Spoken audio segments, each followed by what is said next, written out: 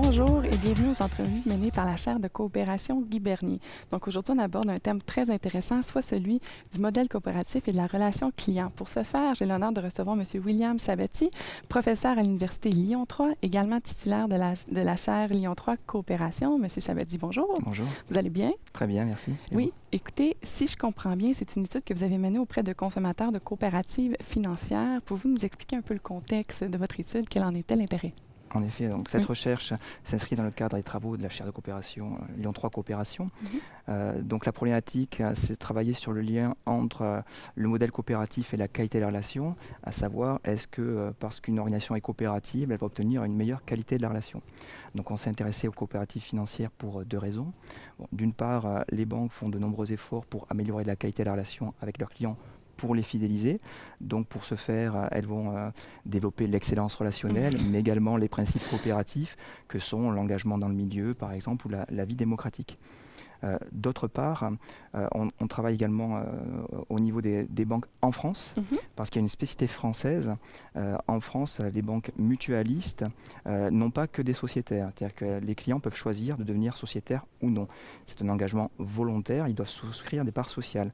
Et ça nous a permis de distinguer finalement la qualité de la relation selon que on a affaire à des clients ou à des sociétaires. Donc c'est un peu différent. Parce que je compare avec au Québec. Bien sûr. Donc, au Québec, on est membre d'une coopérative financière. Quand on fait affaire avec une coopérative financière, on doit absolument être membre. En France, ce n'est pas le cas. Donc, on a un choix qui peut se positionner pour nous. Et donc, la banque doit convaincre ses clients de devenir sociétaires. Et donc, elle doit leur expliquer le modèle. Il y a une force de conviction à avoir. Donc, à partir de ce constat, nous avons posé 3 questions de recherche. La première question de recherche, c'est de savoir si, finalement, les sociétaires ont plus confiance dans leur banque comparativement aux clients. Alors, la confiance, c'est un concept fondamental dans la qualité de la relation. Nous avons affaire à des activités de service qui sont intangibles, donc nous avons besoin d'être rassurés. Et en l'occurrence, quand il s'agit d'institutions bancaires, c'est de l'argent. Encore plus. Donc, on a besoin de confiance. Donc, la question, c'est effectivement, est-ce que le modèle coopératif permet de développer la confiance ? La deuxième question de recherche porte sur les déterminants de la confiance. Donc les banques font des efforts en termes de qualité de service, en termes d'engagement dans le milieu, en termes d'animation de la vie démocratique, mais finalement, ces 3 éléments sont-ils les déterminants de la confiance ? Et la troisième question de recherche porte sur la distinctivité du modèle coopératif, c'est-à-dire est-ce que les consommateurs de coopératives financières perçoivent un avantage concurrentiel du fait du modèle coopératif. Et là, on comprend l'étude, on comprend comment elle se positionne, on comprend vos questions de recherche, mais vous comprendrez aussi que nous, ce qui nous intéresse, c'est les résultats. Donc, qu'est-ce que vous en avez tiré? Donc, nous avons interrogé 760 clients et en termes de résultats, donc on distingue 3 principaux résultats. Le premier résultat concerne le capital de confiance. Donc, ce qu'on observe, c'est que les sociétaires ont nettement plus confiance dans leur banque que les clients.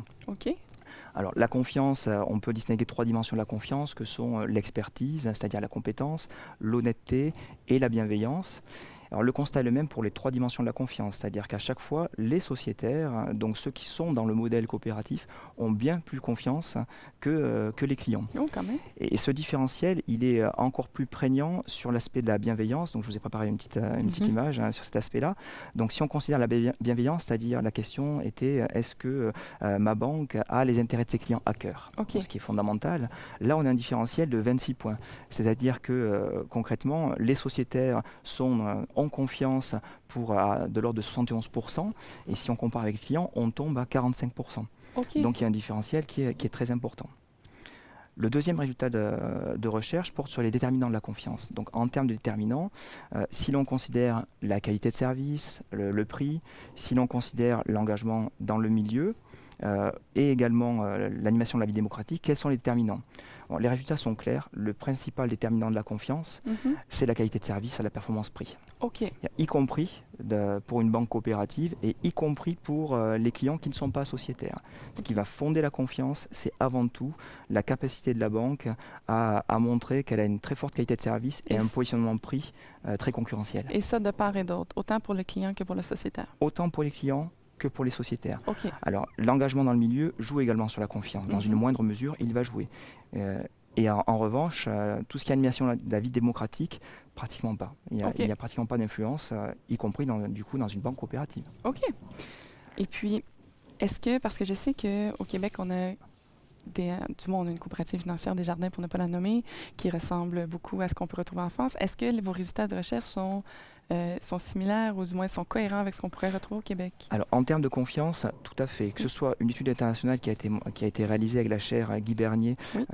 et une étude qu'a fait la chaire Guy Bernier auprès de Desjardins, on trouve strictement les mêmes résultats, à savoir que la confiance est déterminée avant tout par la qualité de service. Donc, de part et d'autre, on retrouve les mêmes résultats. On retrouve exactement les mêmes résultats. Il y a un troisième résultat qui est intéressant sur la recherche, qui correspondait à la troisième question, qui était la question de la distinctivité. Oui.